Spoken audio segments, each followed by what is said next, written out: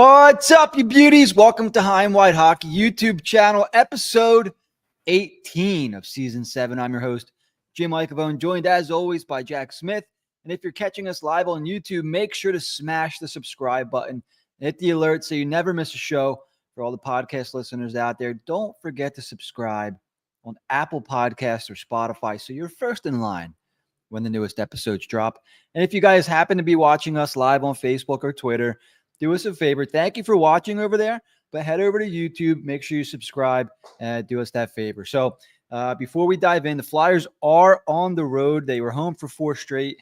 They kicked off a little road trip starting last night in Columbus. Speaking of road trips, Jack, why don't you tell us a little bit about Fans of Philly? Thanks for asking, Jim. Appreciate it. Flyers fans, we've got something special for you today. Looking to take your game day experience to the next level? Then look no further than Fans of Philly. With over 14 years of experience, they're the go-to team for putting together an unforgettable travel package for the die-hard Philly sports fan. Why Fans of Philly, you ask? Let me break it down for you. These guys have spent years building the best relationships with bars, hotels, teams, transportation, you name it. Every trip they plan gets better and better, and trust me, they'll make sure your experience is top-notch. Whether it's scouting out the perfect hotel, finding the hottest nightlife, or securing the best seats in the arena, Fans of Philly has it all figured out. They know how to make your trip an absolute blast, so go on and head on over to fansofphilly.com, that's fansofphilly.com, and book your next Flyers road trip today. Thank you very much, Jack. And there is the next road trip for Fans of Philly coming up on January 21st. They're heading up the Turnpike into New York to take on the New York Rangers. Fans of Philly will be there. They have all the usual accommodations. So Flyers fans, if you've not yet gone to the site already, make sure you head over to fansofphilly.com and sign up for that road trip. That should be a fun road trip. The Rangers suck, so it should be at least a fun game, fun experience. We'll see, if the Rangers fans come out the same way they do while the team is good when they suck. So, head over. Spoiler alert, answer's no. Yeah, no. Maybe you guys can tell us when you get up there. Yeah. So, the Flyers, Jack, I know, disappointing result last night at the hands of the Columbus Blue Jackets. It was their second night of a back-to-back, but they are still on a 3-game point streak heading into tomorrow night's game against the New York Islanders, which is a very big game. There's a string of pretty big games coming up for the Flyers. If, you're still holding out hope for them to make a playoff run of some sorts, there's a string of very winnable games coming up. I thought starting with last night, I'll accept the 1 point after a hard-fought victory against the Florida Panthers on Monday. I do want to talk about the homestand a little bit. More specifically, I would love to talk to you about the Cutter Gauthier game, Jack. I don't think we've gotten to talk about that one yet. That was last Saturday. And I want to hear listeners and viewers' perspectives on this as well. It seems like so long ago now, but somebody shared a clip of a game back when the Flyers traded Lindros and Kim Janssen scored what ended up being the go-ahead game-winning goal. And, it just kind of made me think about games when we were growing up and how much you kind of lived and died with the team on every goal and every game. Didn't matter if it was game 20 or game 60, game 70.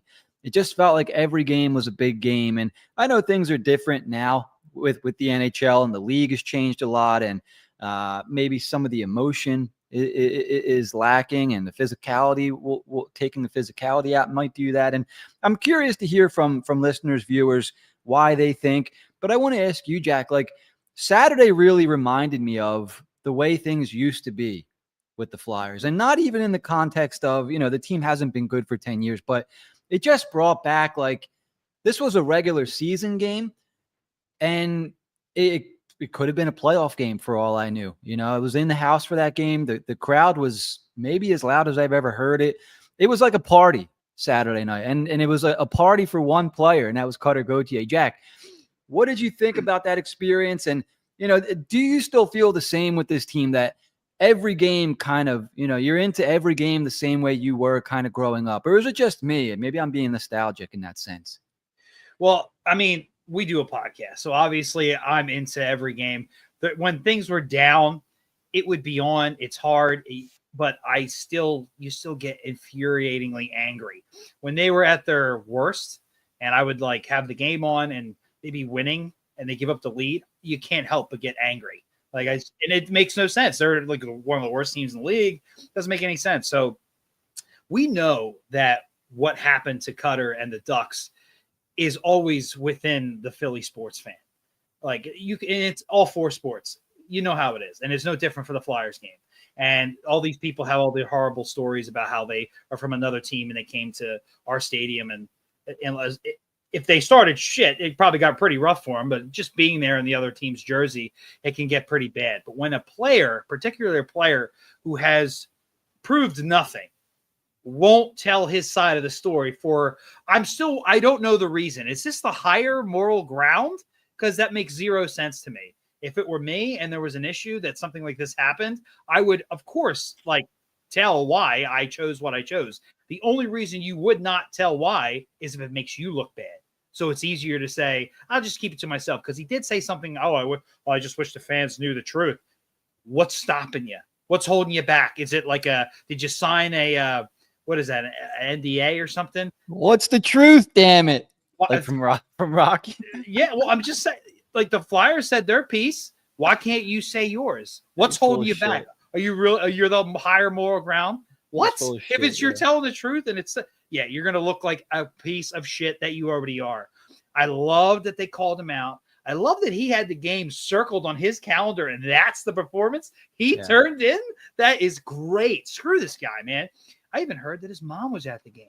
Good. I'm glad. This is the a-hole you raised. Or at the very least, you created a circle of people around him that led him in a horrific direction. He was best for my career. Whatever you say, pal. Because if you're good in Philly, any sport, if you're good and you just try hard and give it everything you got, they'll build a statue. You'll get a statue. Instead, he goes the other route. And it's no shocker. He was a Penguins fan growing up and whatnot.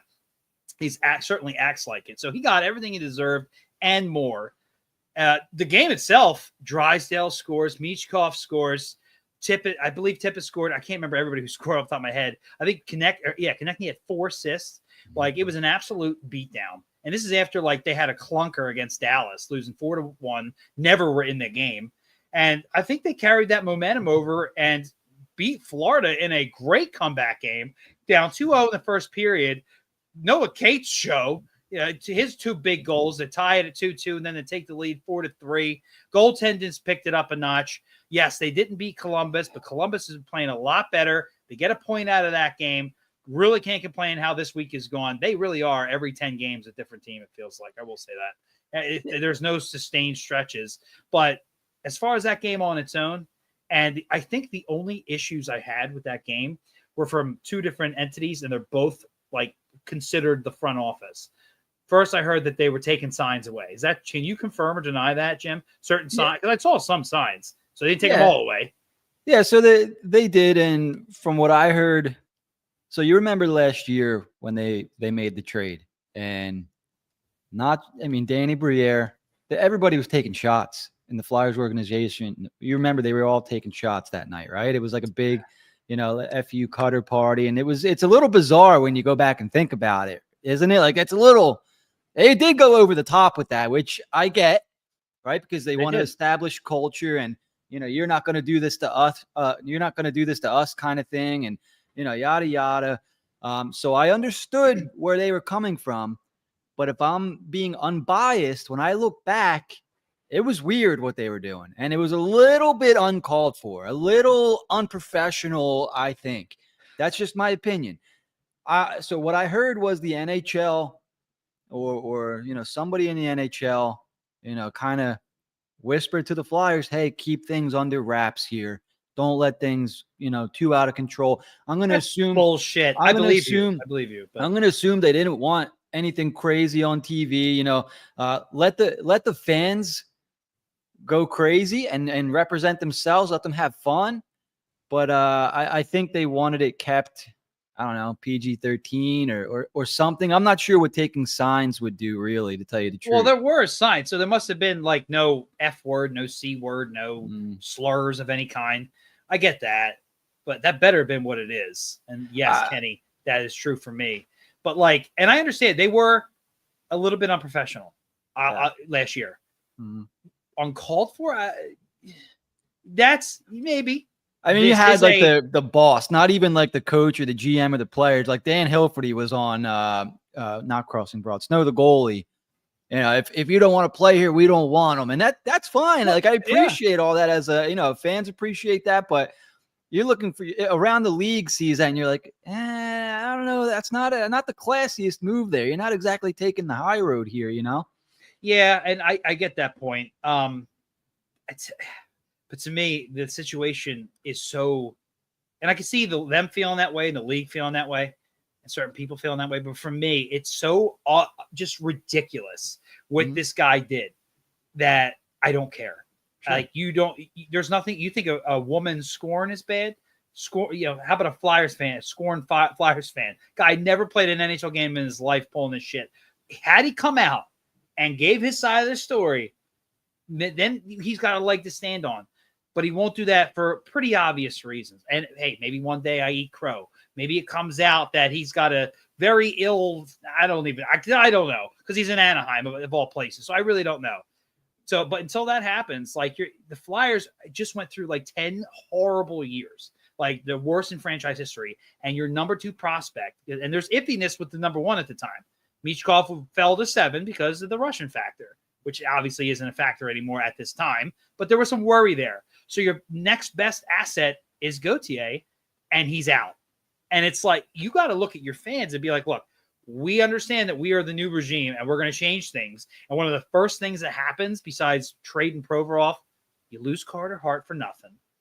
And now you're going to lose could be your top prospect, definitely your second best prospect for a lesser of return. And why are you even trading him? So I understand the blowback the Flyers were expecting and why maybe they came out swinging a little bit. And that's because of how they're being perceived with the regime that they just took over for. Now, how that looks for them and the player, I get, but I see where they're coming from and why they needed to buckle down. Not to mention, if Ed Snyder was alive, not only would he tell the league to pound sand and let the Flyers fans do whatever they want, he might even be wearing a shirt that told Cutter to go F off. That's how Schneider was. He'd tell the league to F off. That was one of my favorite things about him. So I think I for sure know that, understanding where he's coming from and what he instilled and what it means to be a Flyer and a Flyers fans. Hold on.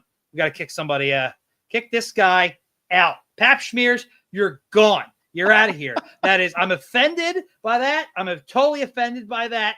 It's unbelievable. You J-O. That's actually Gauthier. Yeah, probably. That's probably all he can come up with.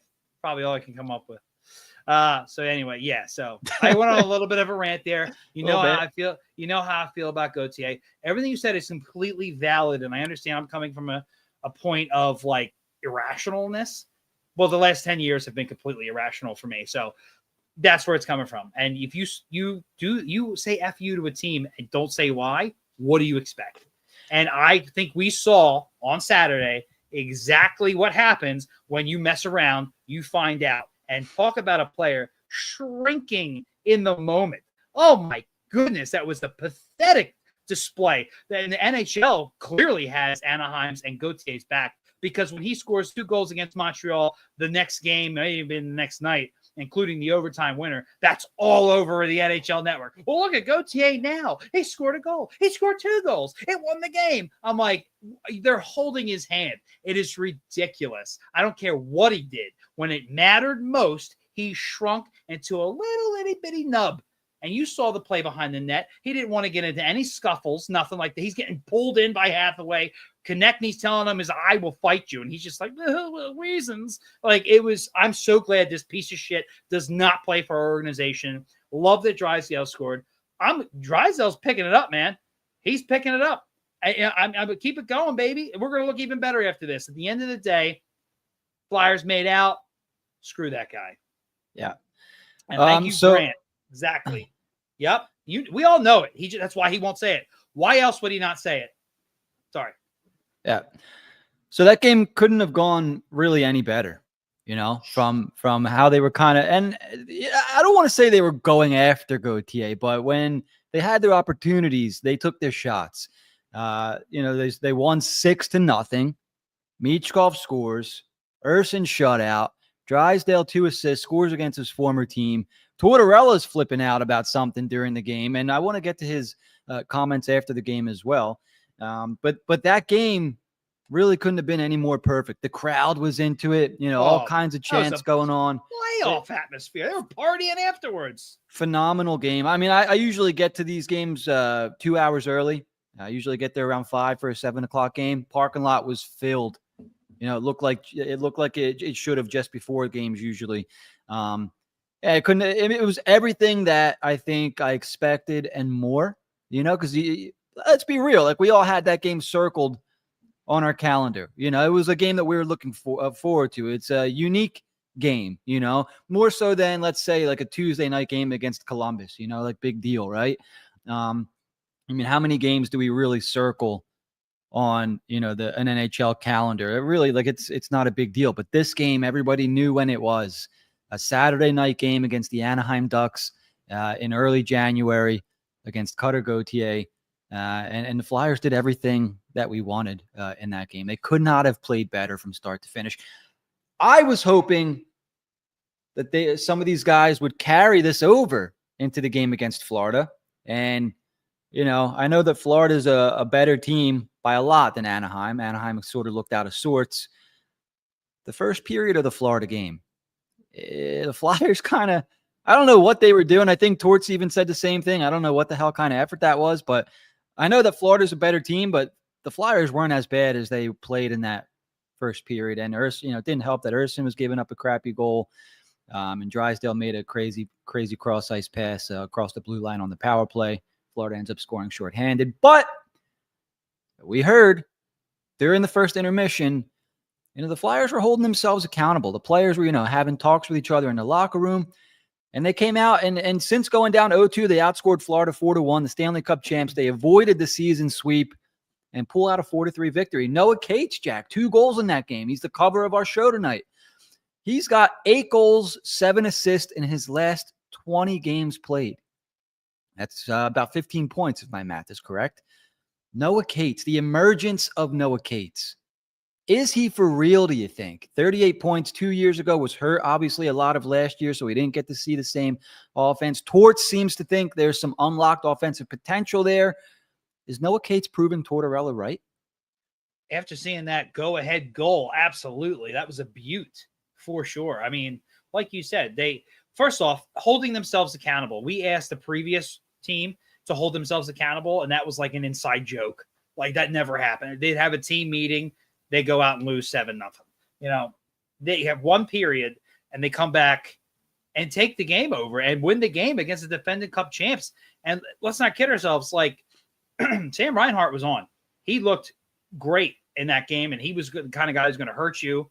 And why Florida is so good on top of having Bob and Kachuk and Barkov and guys of that nature. They also have Reinhart, who's just ridiculous. And they get off to that start, and the Flyers have only a period meeting, come out and do what they do. And that line is just beautiful. And seeing Drysdale walk the line and wait, boom. I mean, it's a shame that Michkov didn't score that goal. He was right there, but his momentum was bringing him backwards. The point is, they still get the goal. Everybody was right where they needed to be. Enough people were attacking the net. They score a goal there. Cates ties it 2-2. Cates takes the lead at 4-3. They hold on. They get the victory against the defending Cup champs. I mean, they didn't just hold a meeting. Hey, we're down 2-0 to a really bad team like the Sharks.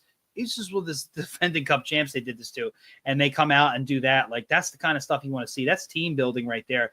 That's culture. I know a lot of people like to laugh at culture. That's culture. And Cates, he is definitely – it's not just Torts that wanted to see the offensiveness from him. It was the front office as well. Offensiveness. Don't know if that's a word. Offensiveness is. Offensiveness, I don't know. But first, that was the missing element from his game. And let's not forget, last year – spent most of the time slow start, then injury for a long time. When he did come back, he played on that line, the fourth line, I believe, with Hathaway and Paling, and they were actually pretty effective. We kind of forget about that, but he wasn't really scoring. He's on this line with Brink and Forrester, and everybody's producing. Even Brink's been playing great. Really hasn't been seeing the points. He scores the other night against Columbus. Like, they are just making this team go. And, not the only thing making them go, but for sure a huge part of their success. And it's really exciting to see them playing. Cates is a huge part of that. And it's funny that you bring that comment up. I was just about to say, if you would say right now, you got to go with a 1C in a big game. Outside of breaking up that line, Cates is your guy. He is just making things happen. His forecheck is impressive. I don't remember what game it was, but he flat out stole the puck in the offensive zone and threw it right out to somebody, and that person scored. I can't remember who it was, what game it was, but he's a gnat. He's all over you constantly. And to have a defensive center, like a center like that, who's starting to put up the points and really tack them on, God forbid he can keep this going for the majority of the rest of the year. Like, that is exactly the kind of. So another thing I put in the outline, not to jump around, was when things are down, when people are losing. Dallas, that game was such a clunker. I saw tweets. The whole team's regressing. The whole team. And even after a bad game like that, I'm like, this is the most overreaction post I've ever seen. I've seen several of them. Everybody's, this is horrible for everybody. A lot of it was directed towards the goaltending, as bad as they were. It does affect the rest of the team. But to say that they're all regressing and seeing what Sanheim and Ristolainen have turned around this year, seeing what the whole line of Brink, Cates, and Forrester have done this year. Konechny is having one of his best years ever. Mishkov's just turned 20. Like, it's baffling to me. Like, you can see which people are just all-time negativity people and which people actually watch the games. And then on top of that comment, these next 3 games happen, and it's like, yeah, there's no regression for like half the young players that are here. Like, everything is going wonderful. And they may not win every game. They may go up against a really good team, and they may even get shellacked. Every team puts up clunkers, even good teams. A team in the rebuild, a team learning, they're going to put up clunkers. But the overall view and atmosphere of the team and the young guys where they are now, how they defend each other, how they hold each other accountable, how the skill and the talent is there, the never give up attitude, the cardiac kids that Kenny throws in the chat there. I mean, it's all true. And I would not be surprised in the next couple of games they don't have it and they may lose and they don't look as strong, but they're still figuring things out. This is a fact-finding season. We're finding things out. And a couple of those things were definitely, can Forrester keep it up? So far, so good. Cates, can he have the offensive upside? Yeah, I think it's there. Let's keep that rolling. And a couple of other things we already mentioned. I won't get too into it. But yeah, this weekend showed me a lot about this team. And it's a roller coaster. And some people stay either really, really high or really, really low. We try to keep it even here. And I cannot argue with the fact that Cates has just been rolling. Yeah, he's been a big surprise. I know Torts has mentioned a lot. We need more from Cates, and he was getting chances there for a lot of November, and then seems to be finishing those chances now. And when I heard him speak of we need more offense from Cates, I'm like, is there any more offense to get out of Cates? But clearly, Torts knows his players. He knows the sport. He knows the game, and he knew that there was more in the tank there. And Cates seems to be delivering. How long can it go on? We'll see. But there's some real chemistry with that line, and I think and I've been saying this for a while. The Flyers don't need to have everything figured out right now. They're in the period of time where they're figuring things out along the way. And I think it's pretty clear right now they have a fourth line, Paling, Hathaway, and you could pretty much put anybody on that side with them, on the other side with those two. And depending where you want to put this line in, I think, they started out as the third line, Cates, Brink, and Forster. I'm not sure what they are now, but that seems to be a line that's come together. And then obviously, if they're not putting TK and Michkov together, you have TK on a line and you have Michkov on another line, and you figure out the rest from there. So things are taking shape, as far as the forward group. And then defensively, Jamie Drysdale had and Jack, Who could have predicted Jamie Drysdale was going to have a slow start to the season, right? After having off-season surgery, recovering. Was it us that was saying, hey, Jamie Drysdale's he's not going to look like himself until December-ish? Didn't we say that? We said we were going to give him this year. Like, we're just not going to be too hard on him because of the surgery and the not being brought along properly with it. COVID and the Ducks, combined, we're giving him this year. And he's already starting to show why they were excited to get him in the deal. So I want listeners to go back and listen to some of our August, September shows, because we told everybody Drysdale's not going to look like Drysdale till December. He's coming off the offseason surgery. It's going to take him a little bit to get going. December on, you'll start to see improvement. We said it. Go back and listen to the episodes. Right. And you had all these people ready to jump all over Drysdale for the first 2 months of the season. Now he comes back from whatever he went through again. I happen to think that he wasn't actually injured. Maybe he was bumped and bruised a little bit, and a little bit of practice time would have done him some good. Take him out of the lineup, less stress. When he gets back in, put him on the third line and give him some power play time. Let him ease back into things. Supposedly they had him watching a lot of tape, a lot of Dan Boyle tape. And oh my God, all of a sudden, Jamie Drysdale's playing better. He's got 4 points in his last 3 games, 3 power play points in that time. Teddy, no, we shouldn't trade Drysdale while his value. So I don't even think it's that high. Because of 4 games. It's a small sample size.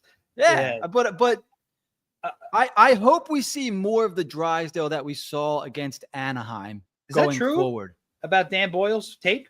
Yeah. That's Torts' favorite player, right? That's why they made him watch him. Yeah. So they want more of the rover thing from Drysdale. And, in the Anaheim game, if anybody went and watched it back, he was walking the blue. You could see him skating with confidence, with purpose, like he knew where he wanted to be. And he was just kind of doing his thing. Now, I know that that's hard to do game in and game out, but he has the ability to do that. So I'm hoping his confidence is up. I'm hoping he can stay healthy here and continue improving going forward, because Jamie Drysdale's a hell of a hockey player. He showed his patience on that particular goal we were talking about, because he held that puck for a while and waited for something to open up. And I have confidence in him now when he gets the puck not to make it. Every now and then they do make a mistake at the blue line. Everybody, they're throwing it into players' skates or they're being intercepted. We'll work out the kinks, particularly on the power play. However, when they're on, you see why they have these players in the position they have. He walks the line backward, forwards, backwards. In this case, backwards. Wait, almost too long. And then, boom, he finds it. And he finds Mishkov's stick. Frost finishes. Beautiful play, beautiful goal. And you saw the stat, right, Jim? This is the first time in the Rocky Thompson regime at the power play that they've had back-to-back multi-point power play goal points in games. Wow. 2 goals in one game, 2 goals in the next. The last time they did that, you have to go all the way back to January 2019. It's been that long. Yeah, that is a long time. To Zach's point here, and look, everybody knows when people start comparing players to McCarr and stuff, I'm like, all right, we got to pipe down a little bit. And I know that Zach's not doing this. He's not comparing him directly to McCarr. And I know Zach's out in Colorado, so he watches a lot of McCarr. But Drysdale can skate like that. He has that skating ability like McCarr. It's how do you bring out the rest? How do you help him put it all together? And I'm of the belief that the Flyers are in the process of helping him do that. It's nothing happens overnight. But I said it at the time of the Gauthier trade last year. I really felt the Flyers were, in the end, going to win that trade. I know Gauthier's been putting up more points of late, 20 points now, I think, on the year, as now in the top 5 of rookie scoring. But I said Gauthier is going to score a lot of goals in the NHL. But throughout a game, when Drysdale is at his peak, he will have more of an effect on a game than Cutter Gauthier. And it's going to take time for him to get there. Jack mentioned, he was kind of doing the Risto thing in Anaheim, like Ristolainen was doing in Buffalo. Like Drysdale needed proper coaching. He needed structure. He's getting that here. And now I think they're allowing him the freedom to express himself, to play his game a little bit more. And look, I'm going to be honest. I like John Tortorella. I'm not sure he's the right guy for a Jamie Drysdale or, offensively gifted players in general, so I'm curious to see what direction the Flyers go after Torts. Maybe that's a conversation for another day. But I'm still, I've always been excited for Drysdale. I'm still excited for Drysdale, and hopefully people are starting to see what he's capable of.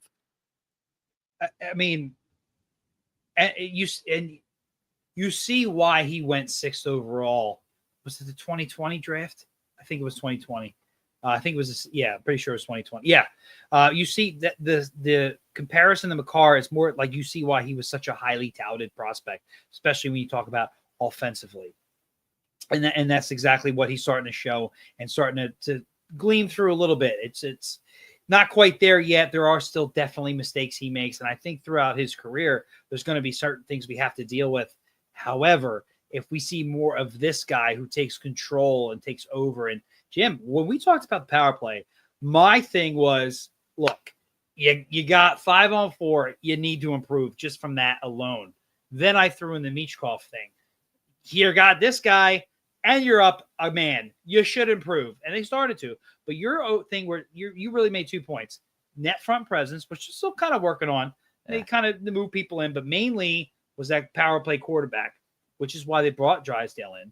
We saw a little bit of it in his first year after the trade, but now we're starting to really see it. It'd be really nice to have 2 guys who could do that with Andre and Drysdale, 2 different power play units. It's a good problem to have for sure.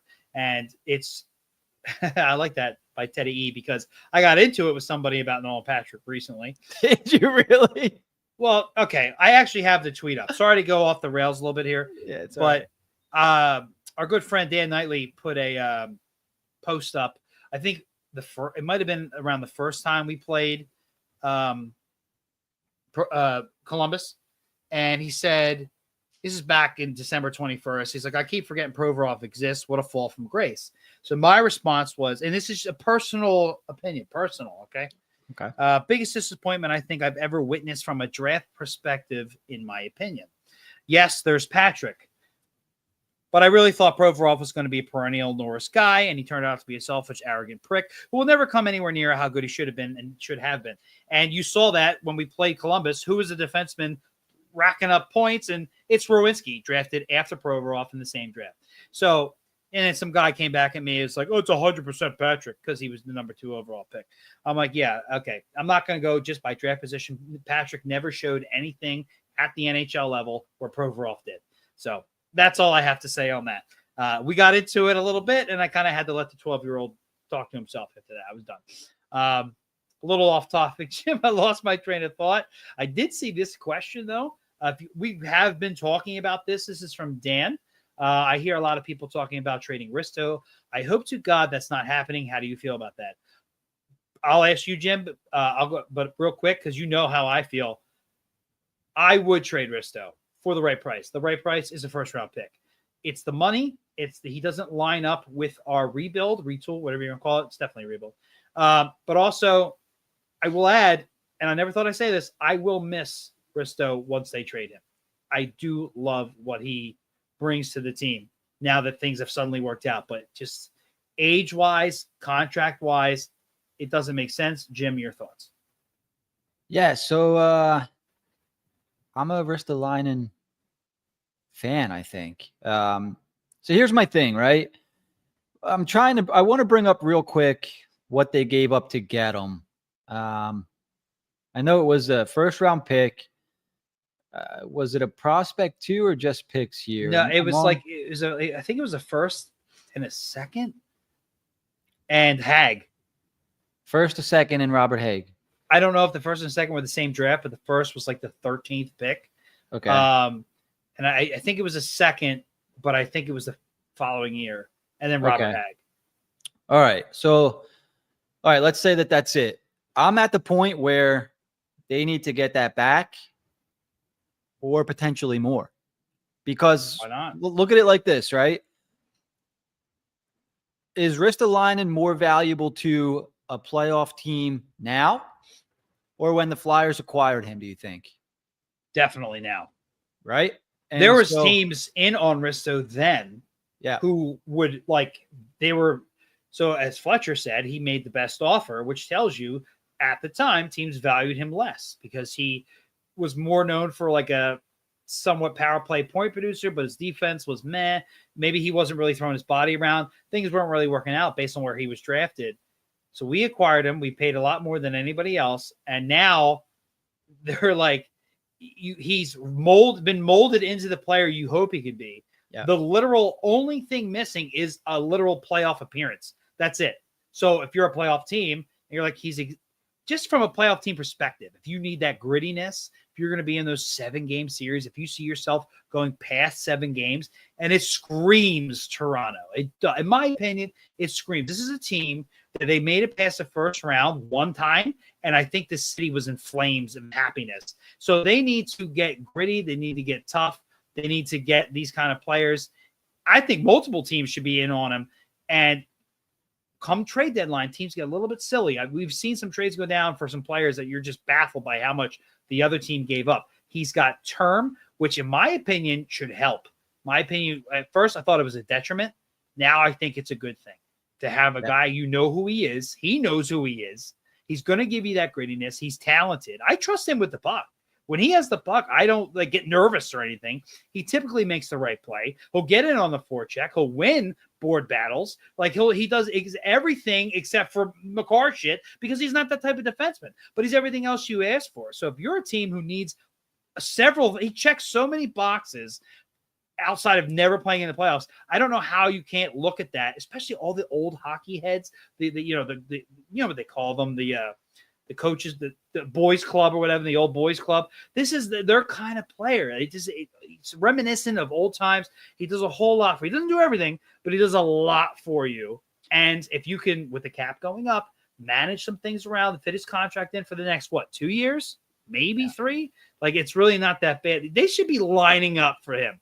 It should be, truthfully, because he has not fallen off. My biggest fear right now is he gets, knock on wood, gets hurt in the Four Nations tournament, which I'm praying to God doesn't happen. If anything, I'd love for him to freak out in that tournament and just add to already what you know about the player. I don't know how teams there's not a bidding war at the trade deadline for Ristolainen. And if you're Danny Briere, you just take the highest offer and run. Yeah, so I'll play like a little devil's advocate. So, and I agree with you. I agree. If they, and people are saying it in the comments as well.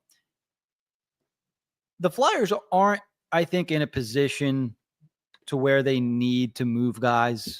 You know what I mean? If they're, especially guys on contracts, if they're not getting what they want, they don't need to move them. Especially a guy like Ristolainen, who is playing extremely well. When I watch this guy, Jack, and I'm going to knock on wood because as soon as I say this, something crazy will happen, but he doesn't make mistakes. And he's always in the right spots. He's physical around the goal. He's physical in the dirty areas, physical around the wall. You remember when he came here, one of the biggest reasons why I didn't want him was he used to take himself out of plays going for the big hit. And it's like, dude, you're causing more damage than you're doing good with those. And he doesn't do that anymore. He's completely changed his game. And I can't tell you though, I mean, he's human, right? He's like any other player. He'll make a mistake from time to time, but the majority of what he does out there is positive. He gets the puck out of the zone. You mentioned he's in on forechecks. Ristolainen's in on forechecks, Jack. What the hell's going on? They had him on the top power play unit a few games ago, and I'm not sure how that's working out, but it seems like they're trying to work his offense back in a little bit. I think it was about a month ago. I think it was Brad Shaw that said that they would like to see Ristolainen activate a little bit more offensively, and we've seen that. He's not lighting the world on fire, but I think he's got around 12, 13 points on the season. This is a legitimate top 4 defenseman. I'm not going to say he's a top pair guy, but I think Sanheim and Ristolainen together is an NHL top pairing. I sound crazy to say that because just last year I wasn't a big Sanheim guy, and I hated Risto when they traded for him. And it's like guys can improve, and opinions can change, and they've both improved. Look, if the Flyers are to if they do move Ristolainen, that's a massive hole in the D-core. Like yes. they don't have another guy. Maybe how Whoa, whoa, whoa, LeBron's. whoa, whoa, whoa, whoa, whoa. Yes, they do, Jim. Hunter McDonald. Hello. There you go. That's Hello. true. Yeah. I think he's having a decent year. Like I forgot all They're about Hunter just McDonald. looking for a reason to get Yeah. this guy some playing time. Now, Nick makes a great point here. I'm still pulling the trigger. Size would be a concern. Actually, Nick, I have the same exact bib for my kid, by the way. Great picture. It's true. I like that he will bully other teammates because Nick Delorier is not getting any playing time. It's like I said his name, you're probably like for a split second, oh shit, he's still with the team. Yeah, exactly. Yeah, So he's got something going on with his back, by the way. I'm not sure if the Flyers came out with that stuff, but it's no, like, I didn't know that. yeah, it's like pretty genuine stuff happening with him. Oh, I didn't know that. I just figured That they were just you tweaked your back. We'll send you in the IR real quick. Yeah, get that. Kind of like anytime a goalie gets hurt. Oh, really? Give me a reason to stay yeah. Nah, he really has something going on. But yeah, go ahead. Sorry. But like outside of like Risto, and if Nick Delorier is not in the lineup, it's Sealer's your guy. Like who else you got? Like is Farabee going to drop the gloves? Like it's the only where you at that point. So I do understand that. I love how he bullies other players for no reason. He's just bumping in the guys and a little extra shove and throwing this guy, throwing that guy. But at the end of the day, his age and where we're at, it's not going to make if we wrote it out, like by the time we were ready to actually win, he wouldn't be the effective player he is. And if he was, it'd be like an anomaly in the system. And you don't want to risk that. While it's possible, you don't want to take that chance. You have too much building you still have to do. And they kind of have guys like, I know Ristolainen was like the 12th pick in the 2013 draft, whenever Sam Moran was drafted. And Hunter McDonald was like a 6th round pick. I get that, but I think they're going to take their chances with whatever they can acquire and add and just move on. You know, it just take the assets and turn them into something else and go from there. And like I said, I would do it, but I will definitely miss him. And hopefully they can fill the void. So, but unfortunately you're in a rebuilding stage and it's like Sean Walker last year.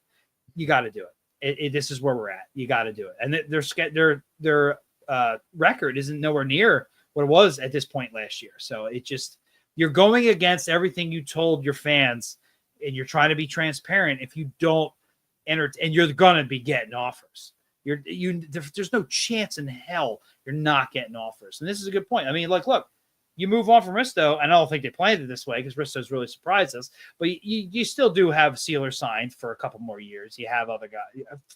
You have something, I'll say. And Jim, I don't know if you had anything else on that, but there was. No, I don't think nothing that we haven't already said about Ristolainen. You know, it's he's turned himself into a very good player, and I still am of the belief that it's more of an off-season thing. I like that Linden 49 mentioned Dallas because I could see Dallas as a team making a play for Ristolainen. But where's that? Oh, yeah, for Leon Bischel. So he is 2022 first-round pick of the Dallas Stars, left side D, 6'7", 231 pounds, Swiss native, 20 years old. I don't know much about him. I didn't see the article, but that's interesting. Yeah, no, nor did I. But it's just more people lining up. This is how you start a bidding war. Yeah, and I don't know. I could be wrong, but off the top of my head, like what other defenseman fits that for a playoff team? Yeah, for what Bristow brings. And I look. Olsen mentions here, I don't even think we need to keep anything. I would. Why not? So no, to get the best return, do whatever you got to do. But I don't even think it matters. So you got end of the line. You got to trade him. And this is the year to do it and it's not even that I think his player will drop off immediately. It's injuries. I'm worried about injury. Remember last year he was injured for it was like a mystery. Like he was day to day for months. So, why everything's going smooth, pull the trigger. We still got like a month and a half, but you say your prayers and cross your fingers and hopefully they pull the trigger on that and they get a nice return to, an already nice stockpile of picks. What they do with them, that's another conversation for another day. Yeah. All right. So I see on our list here, Scott Lawton, Elliot Friedman. So we're talking rumors and stuff, I guess, and players that are playing really well. And Scott Lawton kind of fits that. He had an outstanding game Saturday against the Anaheim Ducks. And I think that game is part of the reason why Scott Lawton is still here. And if anything, he kind of showcased, because look, he's not a player that teams are going to trade for to light up the score sheet. He's the heart and soul guy. He's going to drag your team into a fight. And what we saw Saturday is going to drag the other team's best players into scrums and fights. And that's why he's valuable to other teams and extremely valuable to the Flyers. So I made a tweet, I think it was against Florida, and I don't know why. I was just thinking about it. But if you're not going to get exactly what you want for Scott Lawton, it sounds crappy to say because I feel like he's been in trade rumors since before he signed his 4-year deal. If you're not going to get exactly what you want, I don't see the point in moving him, Jack. What do you think? You want to talk about the Elliot Friedman rumors there? So the only thing I'll add to that is Elliot had said something along the lines of like it's almost like they want a first in return because they know they won't get it and they get to keep Lawton. And then his next episode, it was like, I got some pushback on that. Yeah. A lot of people said that Briere was crazy for wanting a first for Sean Walker. Well, guess what? He got a first for Sean Walker. And I don't care that they had to take the Johansson contract back. Nobody, who cares? Like, you got a first round pick, you bury that contract, it's 1 year. Hell, they bought him out. Shockingly, there's no update on that. But terminated, excuse me, not bought him out. They terminated the contract. So, whatever you got to do, if they trade Lawton and take back a bad contract, it really can't be for any more than after this season, 2+ years. It's got to just be one, in my opinion, unless the guy's somewhat usable. But if you get a first-round pick, I mean, Jesus Christ. Can you imagine getting a first-round pick for Lawton and Ristolainen on top of already having 3 this year? I'm not even saying they would be for 2025. They can be for whatever years. That is a hell of a haul. You have a lot of ammunition. Draft picks being a universal currency in the NHL, you can make some shit happen. And you still need a number 1 center and a number 1 D-man. You can argue with me, you need number 1 goalie. However, I think they already potentially have that player in Zavragin. We'll see. But in the meantime, focus on your number 1 center and your number 1 defenseman. And the best way to do that, whether it be trade or drafting, is flat out draft picks. So trading both of these players. However, the odds of them both getting moved to the deadline to me is like 5%. But you can still make moves in the offseason at the draft. I do think one of them definitely needs to go to trade deadline. To me, that's Ristolainen. Yeah. Yeah, it's going to be interesting to see. Look, it's kind of weird, right? Like, 2 guys I think we all really like as players, but at the same time, it's like, well, this is a rebuild, and these guys are a little older, and they don't really fit what's building here and things like that. And I think obviously where it gets a little hairy is the extra years on the deal. They each have. This season, Lawton has this season and 1 more, and Ristolainen has this season and 2 more. So, that unfortunately that factors in, and it makes things a little tougher to do at the deadline for some teams. Unless, so what I think we should be looking for is which teams are banged up on the blue line as we get closer to the trade deadline. You know what I mean? So I'm just going to toss out the Los Angeles Kings as an example. I know Drew Doughty will be back pretty soon. But if that injury had happened now, the Kings would be a team I'd be giving a call to with Ristolainen. You know what I mean? Yeah. So, I mean, just add them to the list. Yeah. I mean, there's got to be plenty of teams. Especially, look how many teams in the Eastern Conference are in the bubble. It's like the entire conference. Yeah. I mean, come on. The Flyers are going to do what they did last year. They were solidly in a playoff spot last year and still traded away. Yeah. Do the exact same thing this year. It's just one less team is out of it, maybe making some bubble teams that need to make it. Like I'm not saying Columbus would trade for them, but I'm saying think of a team like Columbus. It makes more sense for them to go for the playoffs if they're close because they're a small market team. The playoff money from the gate means a lot more to them than it does a team like Philly or a larger market team that's maybe on the bubble and whatnot. So you have teams that are definitely in the playoff spot, definitely want to add defense. You have teams that are on the bubble that are thinking, are we a playoff team? Are we not? But you know what? We need to get in. things of that nature. You should, as I said earlier, they should be lining up for Ristolainen, unless I'm forgetting a defenseman of his caliber and build that would be available. Available for trade. And who's the first domino we're waiting to go at the trade deadline before we can go, okay, Risto's next, or he could be next. Like, to me, I don't know who that player is because things are so tight, at least in the East. So I'm not saying make the trade now, but he's really got to be fielding offers and getting an idea of what teams are offering and how to play them against each other and get the best possible return. I've seen much lesser players go for more. I bring this up all the time. Christopher Stieg, a first and a third. Seriously? Like, come on. That's massive overpayment. I can't remember the player's name. I think he's with New Jersey right now. It'll come to me later. I think Vegas gave up a first, second, and a third for the guy. He's a forward. Oh, God, it's going to kill me. It'll come to me later. But I remember seeing the player be like, they gave up what? Yeah. If I can't think of his name, he obviously isn't that good. So these things happen. Teams get, teams get crazy at the deadline. We've seen Flyers do it. We've seen other teams do it. So, like, having a player that valuable, contract or not, and some teams might even look at that as a positive with the cap going up. He can make the bid. So, I mean, come on. All right, let's kind of switch gears a little bit here. We're in the final 10 minutes of our show tonight, and I want to talk goalies a little bit. So it's been a carousel, as we know, with Flyers goaltending. We're back to that, and Ivan Fedotov has, he played one game in December, and that was December 5th against the Florida Panthers, where he gave up 5 goals. He gave up 2 goals on 7 shots in relief. He has picked up play a little bit, and I was going to give him, a lot of credit here because he played both games against Toronto, and he played last night.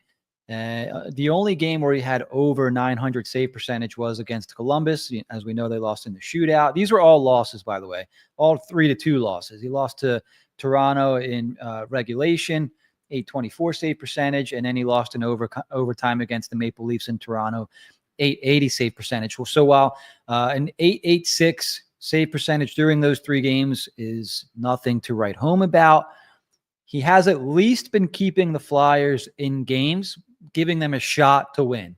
Most nights in this league, you score 2 goals, you're probably going to be on the losing end of the stick in most cases. So the Flyers, it'd be nice if they can give him some more goal support, but Jack, after watching Fedotov in the 3 games since coming back in January, how do you feel about Fedotov moving forward? So I'll give you 3 choices here. Are you confident? Are you not confident?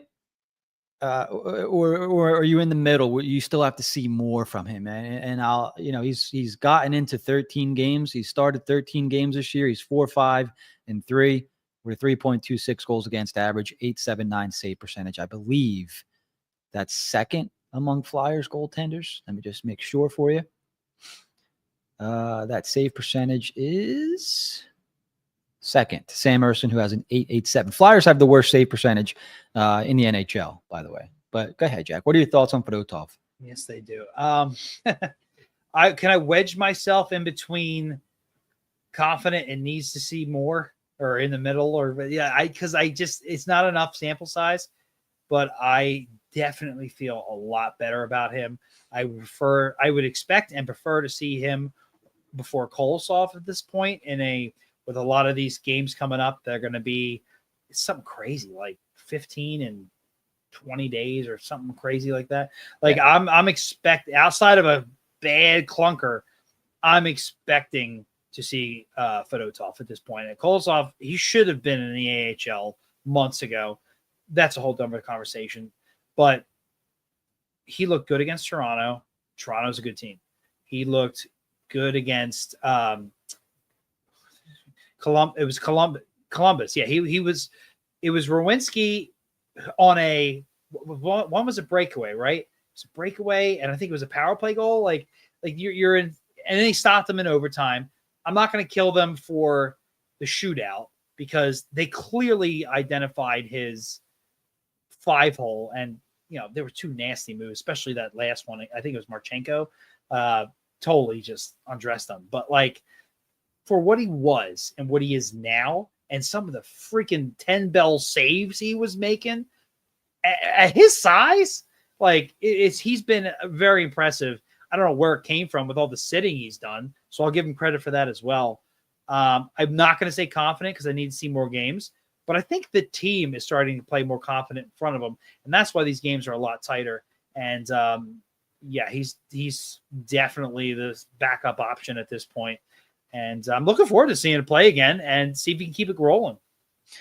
Yeah, me too.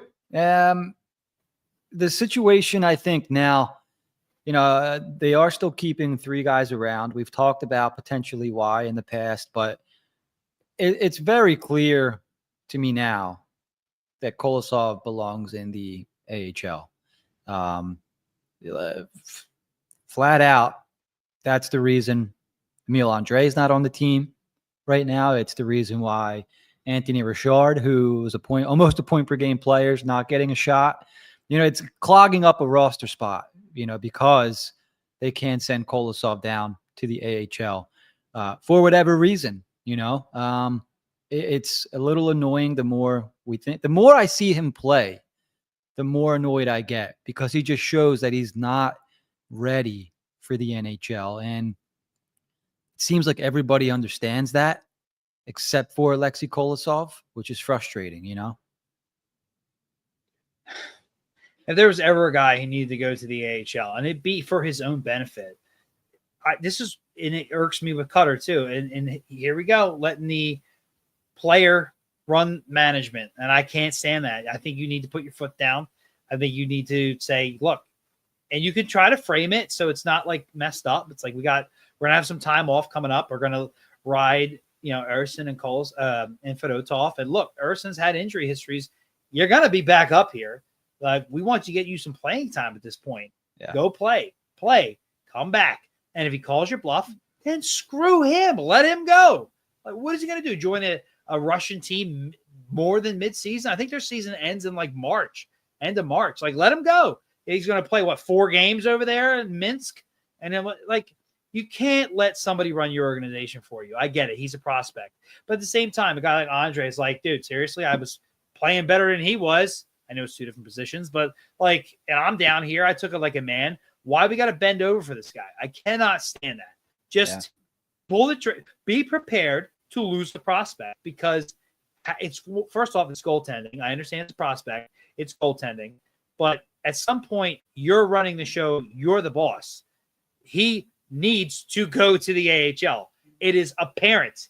And it's for his own freaking good. If he's too stupid to realize that, then that's on him. Let him go. Let him stay affiliated with the Flyers. Hey, look, you're not an NHL goalie. You're not good. So go. We want you to learn in the AHL. We'll call you right back up when we have an injury or an opportunity. But if you're going to tell us how it's going to be, then see ya. Because if a guy like Schneider were still here, he'd be gone long ago. This is just, it's getting out of hand. Like, we're going to get another prospect that's going to come in here, and whoever we draft in 2025, be like, I need to play now. It's like, well, you're only 17. I need to play now. It's like, okay, give him whatever he wants. Like, I cannot stand that. There's a little bit of coddling. I get it. They're a prospect. It's getting stupid now. He's starting to make you look stupid. And I just bite the bullet at this point. If he looked good, yeah, it's a different story. But he really hasn't. Earlier in the season, there was a few games here and there.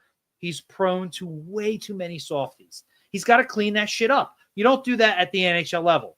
Go down, learn a thing or two, go through the ringer like everybody else does, unless you're like a prize prospect drafted in the top 10 or some shit, which he wasn't, and then come back. Like, this is just, I'm so irritated with how the Flyers are getting bent over. And a lot of it is Erson's injury, but there's no reason he can't go play in the AHL.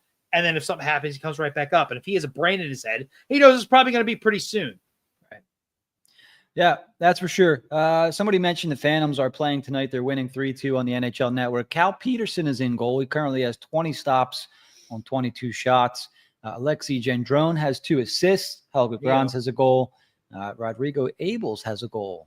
Helge Grans, 2-point night, goal and an assist. Anthony Rocket Richard, with his 7th goal of the season. That game, I believe, is in the third period. I'm not seeing how much they have under 8 minutes left. So good for the Phantoms. Get that. They have under 5 minutes left. Get that win on NHL Network. So yeah. So, there are some things that need to be cleared up, but I don't think anything with the roster needs to be figured out now. And I hate saying that, but just kind of is what it is. I am frustrated with that. It's embarrassing, I think. They need to have it figured out. Somebody said if you have 3 goalies, you have no goalies, and that really kind of made a lot of sense. But it's also like, okay, guys, we have Emile Andre playing very well. Helge Grans looked good while he was up here. There are players that should be getting a shot up here, and that one spot is, you could be revolving that door a little bit. Anthony Richard had his opportunity up here, and look, I'm not saying he's going to stick with the Flyers, but if we're rewarding guys for good play, you got somebody clogging up that spot. Linden49 comments here, and we're just about at the end of the show. When does Farabee get back in, Jack? The Flyers are 2-0-1, I think, since Farabee hit the press box. I don't know what the rush would be. I actually think he gets back in tomorrow. I don't think Lixell, he had the least amount of ice time last night, and he really didn't do much. His first game was a lot better, but he really didn't do a whole lot. I can see Farabee drawing back in as early as tomorrow. Yeah. And the Islanders are a little bit more of a physical team, a little bit more of a bigger team, slower team. Maybe that is the game they get him back in. I don't know. How long are you going to hold him out for? I mean, he's your guy. Like, his value's already taken a dive. He's going to have to play. It's like when you talk about people regressing. I don't think everybody's regressing rather is idiotic, but that doesn't mean that nobody has. I think Frost has been very frosty, where Farabee, this thing, but Farabee has definitely regressed. I don't know if it's the surgery because he came out of that pretty well, but like he is just not putting up the points.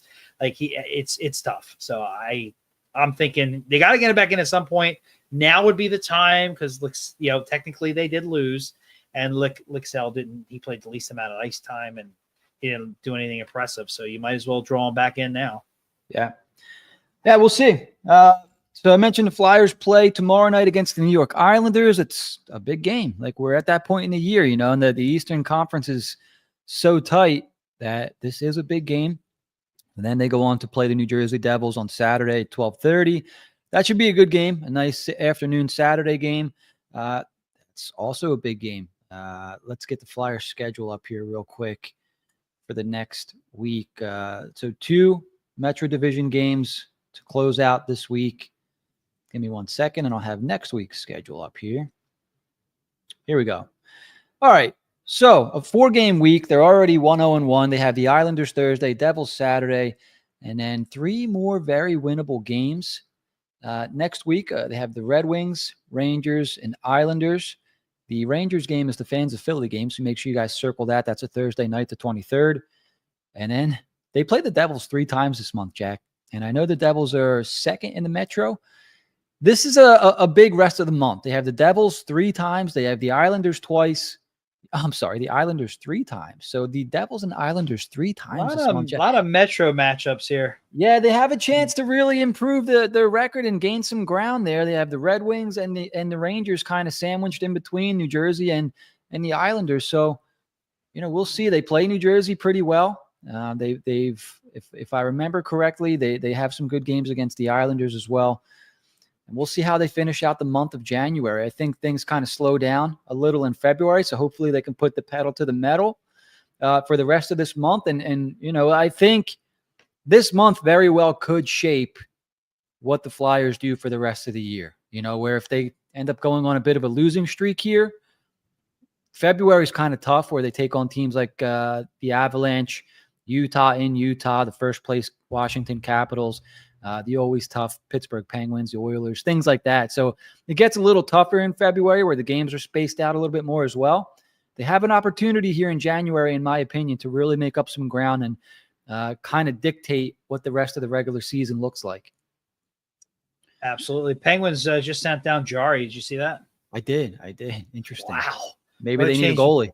Hey, Fedotov. I Yeah. would say Kolosov, but God forbid he turns it around. So Yeah. send him Fedotov. But no, just a few quick things in the chat. I can't remember. I wanted to address something. I saw somebody said that's not why they signed Nick Seeler. I'm assuming that referred to fighting. I am in agreement. That is not why they signed him. I just think it's a happy accident. There was something else I thought, but I can't find it. So I'm sorry. I'll bring it up on next show. I remember now. I said that Cutter scored again. I'm trying to do this because I screwed up a few weeks ago, and it's been bothering me. I was talking about the third line, and I had Farabee on the third line. I was actually talking about Brink. Call me out, Jim. Make sure I get it right. I don't want people to think I'm stupid. I said Cutter scored against Montreal. It was actually Carolina. That was the other edit I wanted to make. Sorry. So here's my thing with that, Jack. When I make a mistake, what I've learned is nobody will remember it unless I bring it up. So just don't bring it up. Yeah, nobody's going to remember. And then now that I say that, everyone's going to be like, really got to pay attention to what Jim says, because if he fucks up, he's not going to admit it. It depends. So, I think it depends. I don't know, but maybe how you play it off. But yeah, nobody said anything when I said, but it bothered me. It bothered me. Yeah, you're an honest guy, Jack. You're a stand-up guy. I'm my own worst critic, is what it is. It is. What are you gonna do? Nah. All right, so we're gonna wrap up the episode there. We got Honest Jack on the show tonight. Thanks for tuning in, everyone. If you enjoyed the episode, make sure to subscribe, follow us on YouTube, Apple Podcast, or Spotify. Set alerts so you're the first in line to learn when a new episode drops. And for all of our latest episodes, articles, and updates, you better head over to hwhockey.net. Flyers take on the New York Islanders tomorrow night. Make sure you guys tune in. We'll see if we do a post game. I've been kind of just keeping it to the home games for post games. But if you guys really want an away game, post game, do me a favor, leave it in the comments tonight on YouTube and let me know. I'll bring it back for the away games. All right. So ending the episode here. For Jack, I'm Jim. We'll talk to you guys next week. Bye-bye.